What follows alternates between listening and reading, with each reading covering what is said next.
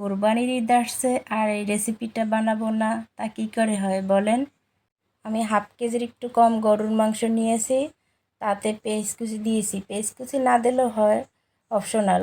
আদা রসুন বাটা, সামান্য লবণ, হলুদের গুঁড়া, মরিচের গুঁড়া, গরম মশলা আর ধনিয়ার গুঁড়া আর 2 চামচ পরিমাণের তেল দিয়েছি। ভালো করে মেখে আমি রান্না করে নেব সেদ্ধ হওয়া পর্যন্ত।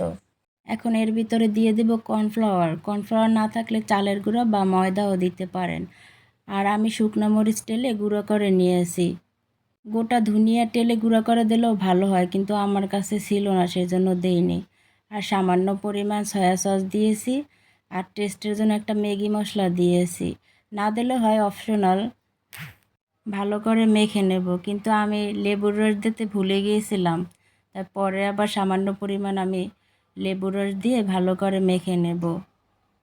আর অন্য একটি পাত্রে আমি তেল গরম করে নিয়েছি, এক এক করে সবগুলো মাংসের টুকরো আমি দিয়ে দেব। চুলার জালটা মিডিয়ামে রেখে এপিট ওপিট করে হালকা বাদামি রং না আসা পর্যন্ত ভেজে নেব।